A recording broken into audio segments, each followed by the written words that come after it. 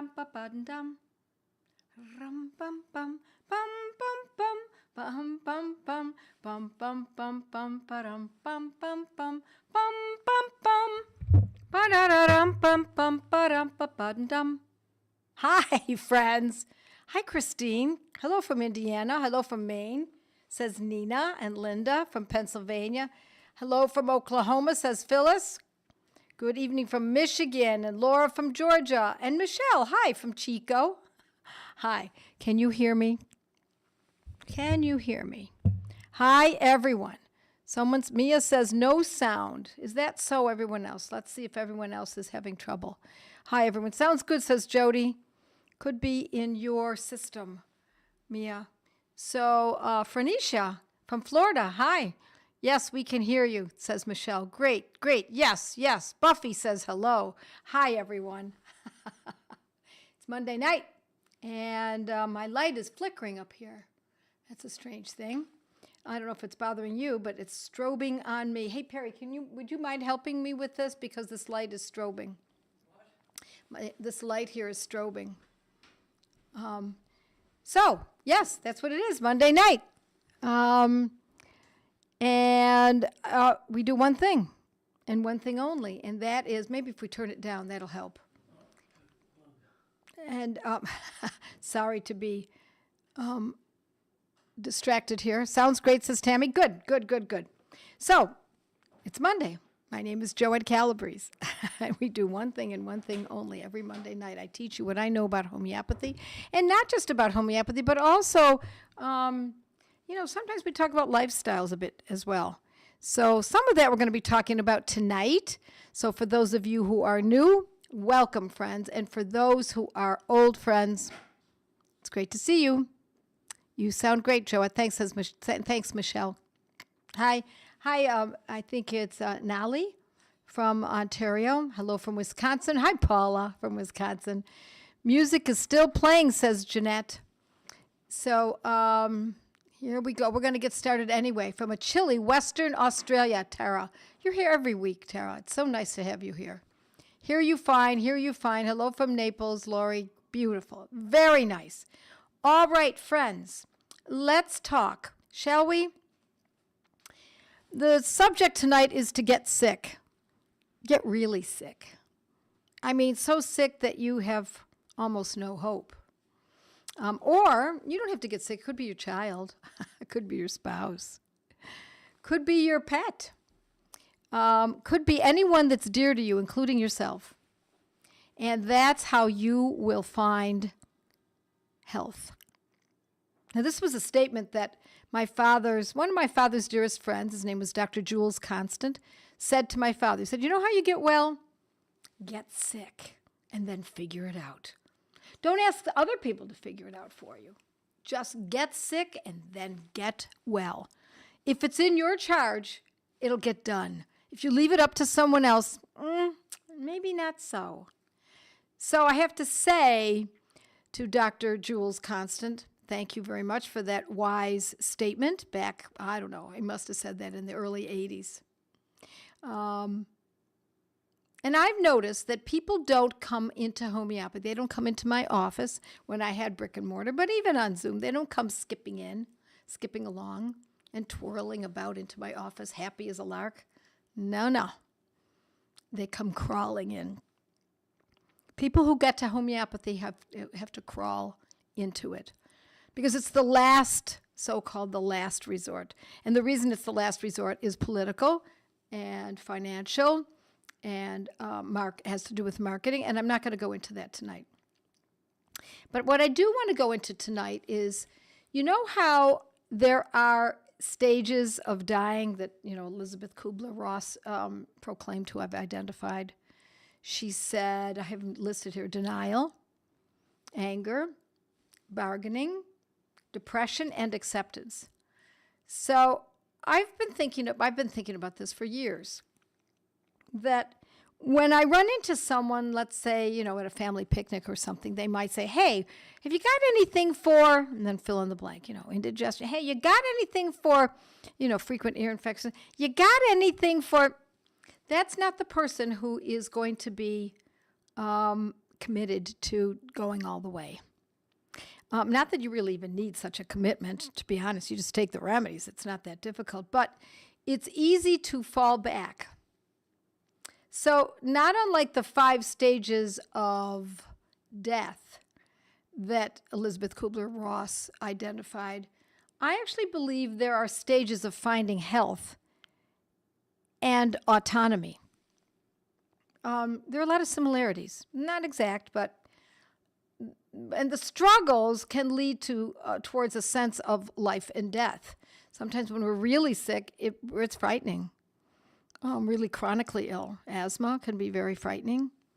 Many other diseases, headaches, chronic migraines, etc. But in the stages that I will be setting out here tonight, it often ends up not in death, but in something much more lilting. Self-reliance, a renewal of what we're supposed to be doing here on earth. An understanding of autonomy. Because when we observe this in others too, those people who are going through these stages, we are of illness, we are commissioned to gently guide them along the way and help them when they're ready. So I've identified 9 stages that people must go through in order to get to self-reliance, homeopathy. It doesn't have to be homeopathy. It could certainly even be nutrition. It could be lifestyle changes. Could be our diet. Could be our, just discerning that we need to step outside of a bad relationship. So let me tell you my 9 steps that I believe people go through. The first step is denial, not unlike Elizabeth Kubler-Ross's first step. I don't worry about health, says the person. I'll live forever. Thinking about health is for old people or the unlucky. That's not me. So often that's young people, right? They feel invincible. And it can go into people in an older age as well, but it's not interesting to me. I don't care to learn about health. I don't care to learn about homeopathy. I eat just fine. My lifestyle is healthy enough. Then there's the second stage, and I consider this also denial. But it's also acquiescing and kind of bargaining in a way. It's the first step in bargaining that Elizabeth Kubler-Ross identifies for the stage of death. Now, we're not talking about death here. We're talking about autonomy and learning how to use homeopathy. This time now the person says, I don't feel so well once in a while, but it's up to someone else to tell me what to do. What? I don't have time to learn this stuff. After all, I've been told what to do my entire life. Why not now? Now, they're not going to say that exactly. But they're going to say, well, doctors helped me all along.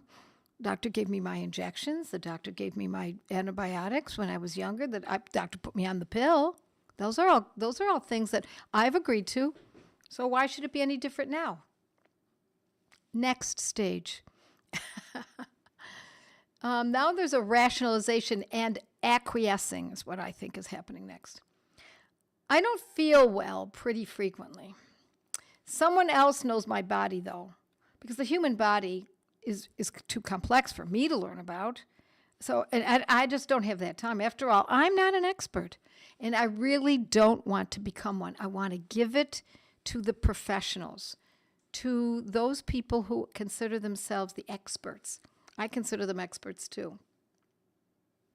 Stage 4 of illness. We're talking mostly about chronic illness here, right? Now the person is starting to question, and there's some bargaining. They say, I don't really feel well, and I've been taking the meds my doctor has given me. He's been prescribing for me, and it's okay that there are side effects, because I don't like the side effects. I don't really like taking drugs. And let me say parenthetically, everybody says that. I don't like taking drugs. Nobody wants to take drugs, but they are bargaining. After all, it wouldn't be on the market, right? There's got to be something good about that drug. It wouldn't be on the market. He wouldn't be prescribing it if the side effects were dangerous, right? Still starting to question. Stage 5 of chronic illness. The person's feeling more powerless and maybe acceptance of the plight. Now they say, I'm really chronically sick now. Actually, my life is becoming rather hellish. I have, and then you fill in the blank, asthma, diabetes, eczema, anxiety attacks, anger attack, insomnia, chronic fatigue, PCOS. Yeah, I have all of that, but still holding on. Now they're holding on by their fingernails. But they know what they're doing. Yeah, I question whether these drugs are lying to me and that I'm being strung along, but what else can I do? Who am I? It's only my life, I guess, but who am I? Okay, next stage. Now the anger starts to peek through. Okay, I'm really sick. I'm pretty chronically ill. It's been going on a long time. I'm getting fed up now. It's been years, and no one seems to know how to help me. This PCOS is still carrying on. I still can't conceive. I have acne. I still have asthma. I still have eczema. The diabetes is they just want to give me insulin. They just want to give me drugs. They just give me more and more drugs. I'm presently on 4 now, and the doctor wants me to go on 5 or 6, 2 more. I know I'm obese, I'm panic-stricken, I'm fatigued, I'm in pain. I mean, what's a person to do? But at least I'm angry, right? I have to say, friends, that by the time the person gets to this stage, stage 6, if there's no full awareness at this stage, if they don't come to fruition of what's going on, and they don't remember the previous sufferings, maybe they have a little opening and they don't feel as ill for a while. They're able to, work a little bit more fully. Sometimes if they get to the stage too early, too soon, they often revert back to stage 5 or even back to stage 4 and say, no, the doctors have got it. Because it is bargaining. They are trying to bargain with, it's okay. The doctor's got my back. But that only holds till the next trial or the next illness. Now they're in stage 7. Anger. They're getting angry now. And the light starts to flicker. Bling. Wait. Maybe there's something I can do. I hate what I've allowed myself to submit to. I hate the drugs. I'm angry. I feel a fool. Maybe somebody who doesn't prescribe drugs might have an answer. I'm pretty tired and I don't want to drill down and do this myself. I don't know what else to do. I need something else in order to survive. Now we're getting to the crux of it. Survival. Because when we feel as though we're not going to survive, and we realize no one else really cares, it's like Icarus flying in the sky with the wax wings under the sun. Nobody cared. Icarus he got too close to the sun and he was falling to the ground. Did anybody really care? Didn't matter. The only thing that mattered was Icarus's plight to himself. Okay. Now, this is the stage that the most transformation occurs. This is when there's self-examination. This is when the person realizes that they are the one they need to rely on. And maybe they need to rely on others in a group, but they know that, you know what? This boils down to one thing. Me taking charge. And this is the scariest stage to accept. Because up until this time, they were going to see the doctor every week or every 2 weeks or once a month. They were going on a regular basis. Keep hoping, wishing. But now, this stage 7 is really the big one. That's where where the rubber meets the road. And I'll tell you a story about myself at this point. Years ago, I've told this story before, I had a homeopath who taught that my little group of, my study group, she would come into my house and she would teach us from time to time. She moved to North Carolina. And in those days, everyone believed that you could not be treated by a homeopath unless you were with them in the same room. You couldn't do it on the phone. There was no internet. But you couldn't do it unless it was in person. So I felt as though, oh my gosh, I'm being abandoned. I don't know how to take care of myself. I have one child now. At the time, I think I had maybe 2 children at the time. What am I going to do? I'm lost. And then my beloved Dr. Mary Catalano, who was by my side as I birthed my children at home, she passed away. She was 89. She passed away. And suddenly I was left with freaking. I was freaking. I didn't know what to do. And I realized, it took me a while, but it's when we have to be pushed through the eye of the needle that we realize this is up to me. These are my kids. This is my health. This is my husband. It's up to me to figure this out. It's not up to them. I mean, they were great, and I admired both of them and adored both of them, but this is my job. I better learn and take it on. So the light is volting up in this stage 8. Maybe I should start learning how to become the provider of my own health. Maybe it's sort of coming. Maybe. And then there's stage 9. The full light and resolve is illuminated. That's when the person says, okay, I will do this. It might be hard. It might not be hard. Will it be scary? It might be scary sometimes, but I'm up for it. Think about the pioneer women. Think about what other people in society have gone through, and then compare yourself to that person. They're strivers. I'm going to strive. I'm going to do this. I have no choice. Really, that's really what it boiled down to. Couldn't go to a doctor. Oh, the doctor was administering the stuff that I didn't agree with and then would shake a finger. So, no, wasn't going to go there. Only Dr. Mary Catalano. She was gone now. No one else is doing this. So, sometimes these stages can be gone through for in a short period of time. More often it takes time. But it depends on where the person was before they got to these stages. How much had they been beaten up by modern medicine, by drugs, by removal of wisdom teeth for no reason other than it's what we do? Having tonsils extracted just because you were a certain age. Getting on the pill because you had some acne. How many times were we going to have to put up with that kind of treatment? And if you'd noticed it, if you are the kind of person to notice, this period of these 9 steps would come to you much sooner than for others. But if you didn't suffer from any of those, you didn't have your tonsils out, you didn't have any acne, you lucked out, you weren't put on the pill at 11 years old, you weren't treated with disdain if you said no to someone, to a health professional, then it's likely that you may go through a long period of life and saying, you know what, they know, that's what they're there for. How many times have you heard that, friends? It depends on the amount of indoctrination, too.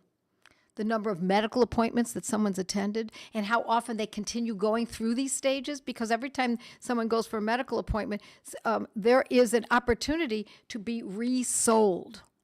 Resold on the paradigm, resold on the drugs. Also, the influence of family members makes a difference.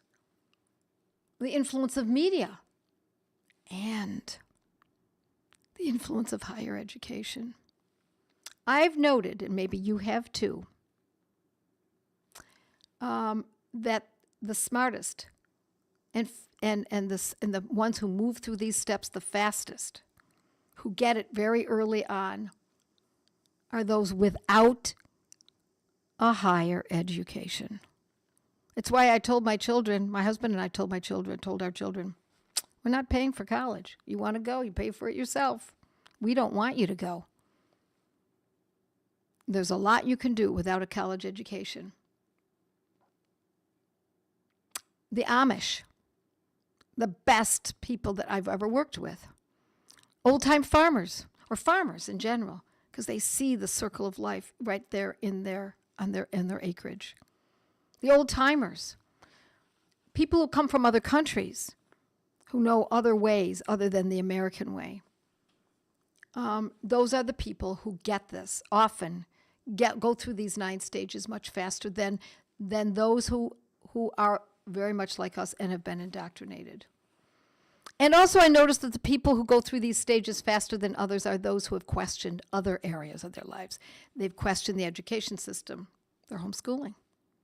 They question the food industry. They make their own. Or they've stepped outside of it. They buy directly from family farms.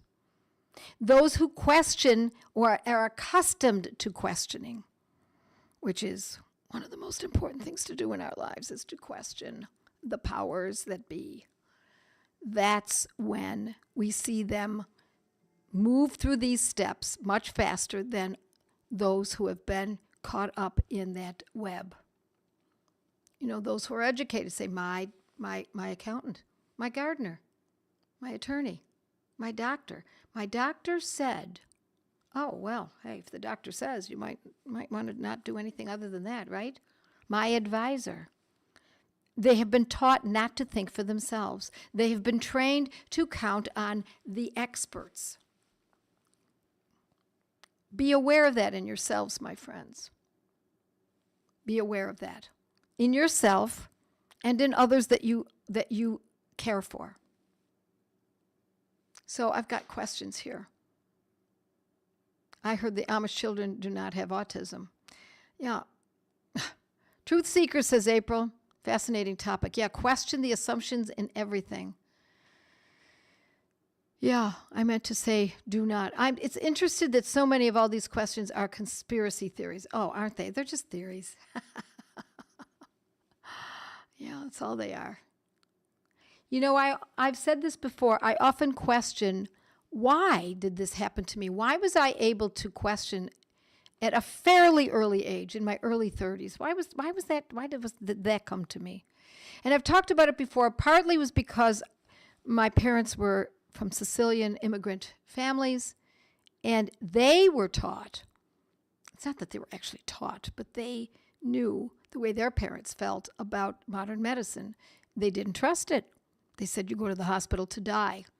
And they were also self-reliant. You didn't, your back stair was broken. What are you going to do, call a carpenter? No. You find some wood that fell off the back end of your building that you don't need any longer, that you saved. You get an old rusty saw, or you borrow one from the neighbor, and you saw it down and you pound it down to replace the old stair. No. Somebody was injured, you got the person who was injured, you lay them down, you start praying and singing to them and making them feel comfortable, and you start cleaning out the wound. And then you use what you've got. You use the herbs from in the garden that you were prepared already to have. Because you knew it was inevitable. If you had 14 kids, as one of my grandmothers did, you were prepared, right? She had a larder. She had a pantry. She had a small freezer. Nobody had big freezers back in those days. I'm talking about the 20s, the 30s, the 40s, even before the 20s, 1910s, the 20s, the 30s, the 40s, the 50s. You better be prepared. Otherwise, you are at the mercy of someone else's decision. Transformation and self-reliance, says Donna. Yep. Did I skip the 8th stage? Did I do that? I will go back. The 8th stage is the light is vaulting up. Maybe I should start learning how to become the provider of my own health. That's stage 8. 9. The full light and resolve is illuminated. Okay, I will do it. I have no choice. No one else is doing it. It's got to be. That's the last one. My husband says, I got to call the guy if he can fix it, if he can't fix it. Yeah, but I know your husband, Donna. He fixes. He does it. Full light and resolve, says Anna. You bet. My parents were the pioneers for me when my dad had heart issues. They didn't accept the diagnosis. Pam from Missouri says, thank you. Trying to sell you on the you-know-whats.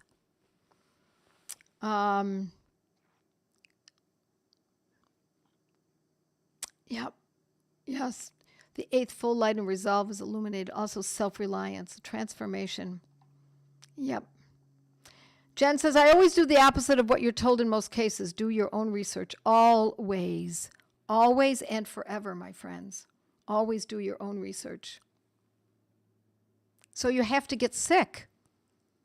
You will not find health unless you get sick. You have to be frightened. You have to be worried. You have to be certain that you're going to die or something like that in order to be willing to move forward. So let me see if I've got any other points of view or any questions. I'm going to stay with my mighties tonight and answer a few questions. My parents were all into modern medicine, says Shelley. I thank God for bringing me up to where I am now, despite my upbringing. Yep. Tina B. in South Carolina says, I'm the obstinate outsider in my family. Everyone thinks I'm insane for refusing allopathic medicaments and only seeking diagnosis. Yep. Thanks be to God for us boring here now. At least we are here now. Love in the present moment. Let me also say about the present moment. I have to say that I don't know that I'd ever want to live in any other time. Lots of things are changing and fast and hard. There's an awareness that I never thought would occur. Never. We hushed. We whispered when our children were young. My little group of friends. We did not tell people what we were doing or what we weren't doing. Live in the present moment, says Ellen. Dolly from Pennsylvania says, for me, it was after my husband's third grandparent was diagnosed with cancer. I have no cancer in my family, and I start asking why. Yeah, I'm so thankful for homeopathy and all of us here. Yes, Tina, all of us here. But I need foot surgery, and I'm really fretting it, says Donna. Once you learn the truth of something, how can you remain unchanged? Well, to help somebody give some information to Donna that might help her, because the doctor will say you need it. I'm not saying you don't need it. I'm not saying that. Don't get me wrong, friends. I am not telling you that you should never listen to a doctor, but might want to look into other possibilities, right? Yep. Sometimes allopathic medicine can be helpful. Surgery can be useful sometimes, but is it always necessary? Are we sure about that? How indeed cognitive dissonance is strong for many, says Tina. Allison says, my son just had surgery and afterward they wanted to give him oxycodone. I said no, and my husband said, babe, you do know he has had surgery and had a screw in his hand. He needs pain meds. Well, I had homeopathy. 3 exclamation points, says Allison. Yeah, you see, it can be easily dismissed. Well, you understand that there is no other choice, remember? You have no other choice. You've got to go with that. Because, why? Because you were told that. So it may indeed be so that you must do something that is recommended to you by the experts. But on the other hand, it might not be. All righty, my friends. I want to finish with a phrase that I actually have right here on my desk. I have a glass top on my wooden desk. It's my father's beautiful old desk. And underneath it is an image of Dr. William Osler. And part of, by the way, he was one of the founders of Johns Hopkins. And part of the reason why people go through these stages is because of what he came up with 50, 60 years ago. He said, the person who takes medicine, any medicine, general anesthesia, antibiotics, prednisone, birth control pills, whatever it might be, the person who takes medicine must recover twice.